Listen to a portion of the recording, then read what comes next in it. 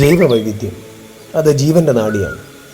ജൈവമണ്ഡലത്തിലെ മനുഷ്യനുൾപ്പെടെ സർവ്വസസ്യജന്തുജാലങ്ങളും ചേർന്നതാണ് ജൈവവൈവിധ്യം. ഓരോ ജീവിവർഗവും പരസ്പരം ബന്ധപ്പെട്ടിരിക്കുന്നു. ഈ പാരസ്പര്യ ബന്ധമാണ് ഭൂമിയുടെ നിലനിൽപ്പിന് തന്നെ ആധാരം. എല്ലാ ജീവജാലങ്ങളെ സംബന്ധിച്ചും ജൈവവ്യവസ്ഥയുടെ സംരക്ഷണം അനിവാര്യമാണ്. മനുഷ്യൻ്റെ അനാവശ്യ കൈകടത്തലുകളാണ് ജൈവവൈവിധ്യത്തിന് കോട്ടം സംഭവിക്കാനുള്ള പ്രധാന കാരണം. ഇതെല്ലാ ജീവജാലങ്ങളുടെ നിലനിൽപ്പിനെയും അപകടത്തിലാക്കാറുമുണ്ട്. വന്യജീവി ശാസ്ത്രജ്ഞനായ റെയ്മണ്ട് എഫ് ഡാസ്മനാണ് ഈ പദം ആദ്യമായി ഉപയോഗിക്കുന്നത്.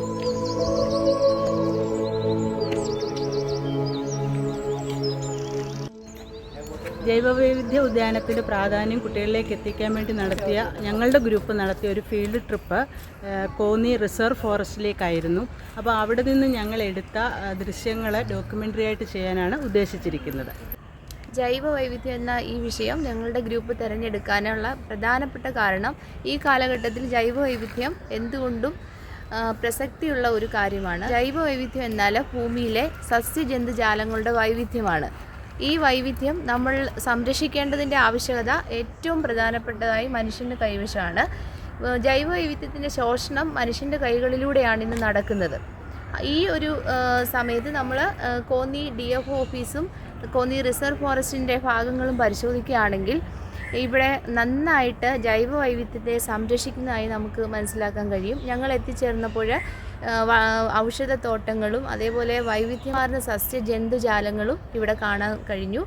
അതേപോലെ ഏകദേശം 1900 കാലഘട്ടങ്ങളിൽ മുതൽ സംരക്ഷിച്ചുകൊണ്ടിരിക്കുന്ന ഒരു മ്യൂസിയം, അതായത് DFO ബംഗ്ലാവ് നമുക്ക് കാണാൻ കഴിഞ്ഞു. ആ കാലഘട്ടത്തിൽ ബ്രിട്ടീഷുകാരുടെ കാലഘട്ടത്തിൽ സായിപ്പന്മാരൊക്കെ ഉപയോഗിച്ചിരുന്ന ഒരു സ്മാരകമാണിത്. ഇത് കുട്ടികളിലൂടെ ഈ ഒരു സന്ദേശം നമുക്ക് എത്തിക്കണമെങ്കിൽ അവരെ നമുക്ക് ഇവിടേക്ക് കൊണ്ടുവരികയും ഇതുമായി ബന്ധപ്പെട്ട് കിടക്കുന്ന പരിസ്ഥിതി പരിചയപ്പെടുത്തുകയും ചെയ്യേണ്ടതാണ്. അപ്പോൾ ഇവിടെ എൻ്റെ സമീപത്തായി നിൽക്കുന്ന ഈ ഒരു മാവ് നോക്കുകയാണെങ്കിൽ ഇവിടെ ധാരാളം എപ്പിഫൈറ്റ്സ്, ഈ മാവിൽ ധാരാളം എപ്പിഫൈറ്റ്സുകൾ നമുക്ക് കാണാൻ പറ്റും. പറഞ്ഞു കൊടുക്കുന്ന എപ്പിഫൈറ്റ്സ് 1-2 കാണത്തുള്ളൂ. കഴിഞ്ഞാൽ ഈ ഒരു മാവ് ഫുള്ള് ഇതൊരു ആവാസ വ്യവസ്ഥ എന്ന രീതിയിൽ തന്നെ നമുക്ക് പരിചയപ്പെടുത്താം. അതേപോലെ തന്നെ മലയണ്ണാൻ, പലതരത്തിലുള്ള പക്ഷികൾ, ഇതൊക്കെ ഞങ്ങൾക്ക് ഇവിടെ കാണാൻ കഴിഞ്ഞു. വളരെ ഫലഭൂയിഷ്ഠമായ മണ്ണ്, ഏറ്റവും സമൃദ്ധമായി ലഭിക്കുന്ന ശുദ്ധമായ വായു, ഇതെല്ലാം അതായത് കരിയിലകളാൽ മൂടിക്കിടക്കുന്ന മേൽമണ്ണാണ് നമുക്കിവിടെ കാണാൻ കഴിയുന്നത്. ഇതിൻ്റെ ആ നിറം തന്നെ നോക്കുമ്പോൾ നമുക്ക് അതിൻ്റെ ഫലഭൂയിഷ്ടി മനസ്സിലാക്കാവുന്നതാണ്. നൂറ്റാണ്ടുകളായി സംരക്ഷിക്കപ്പെട്ടിരിക്കുന്ന ഇത്തരത്തിലുള്ള ജൈവവൈവിധ്യം ഇനിയും തുടർന്ന് സംരക്ഷിക്കേണ്ടത് അടുത്ത തലമുറയുടെ ചുമതലയാണ്. അപ്പോൾ ഇത് കുട്ടികളിലേക്ക് എത്തിക്കാവുന്നതാണ് ഞങ്ങളുടെ ഈ ഒരു ഡോക്യുമെൻ്ററിയുടെ ലക്ഷ്യം. ജൈവവൈവിധ്യ ശോഷണം ഇന്ന് നാം നേരിടുന്ന ഏറ്റവും പ്രധാനപ്പെട്ട ഒരു വെല്ലുവിളിയാണ്. ഇതിന് പ്രധാനമായിട്ടും മലിനീകരണമാണ് കാരണം. മലിനീകരണം എന്ന് പറയുമ്പോൾ തന്നെ വായു മലിനീകരണം, ജലമലിനീകരണം, അന്തരീക്ഷ മലിനീകരണം, മണ്ണ് മലിനീകരണം, ഇതെല്ലാം ഇതിൽ വരുന്നുണ്ട്. അതിൻ്റെ ഫലമായിട്ട് നമ്മുടെ ജൈവവൈവിധ്യം തകർക്കുന്നത് മാത്രമല്ല, നമ്മൾ ഇന്ന് നേരിട്ടുകൊണ്ടിരിക്കുന്ന അതികഠിനമായ ചൂട് ജൈവവൈവിധ്യ ശോഷണത്തിൻ്റെ ഏറ്റവും പ്രധാനപ്പെട്ട തെളിവാണ്. വംശനാശം സംഭവിച്ചുകൊണ്ടിരിക്കുന്ന നമ്മുടെ ഈ ജൈവവൈവിധ്യത്തെ വീണ്ടും സമ്പുഷ്ടമാക്കുവാൻ വേണ്ടി നാം ഓരോരുത്തരും ധാരാളം പ്രവർത്തനങ്ങൾ ചെയ്യേണ്ടതായുണ്ട്. അതിനായി കുട്ടികളെ നമുക്ക് നമ്മുടെ ജൈവവൈവിധ്യത്തെക്കുറിച്ചും അവയുടെ പ്രാധാന്യത്തെക്കുറിച്ചും മനസ്സിലാക്കേണ്ടതുണ്ട്.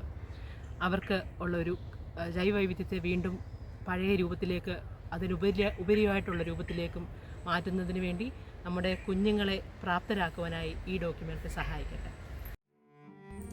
ജൈവവൈവിധ്യം അത് കേവലം ഒരു പദമല്ല, മാനവരാശിയുടെ നിലനിൽപ്പിൻ്റെ, അതിജീവനത്തിൻ്റെ, വരുന്ന നല്ല നാളുകളുടെ പ്രതീക്ഷയുടെ ജീവൽ ഭാഷയാണ് ജൈവവൈവിധ്യം. നമുക്കത് ഒന്നിച്ച് സംരക്ഷിക്കാം. അതിനായി നിലകൊള്ളാം. നന്ദി.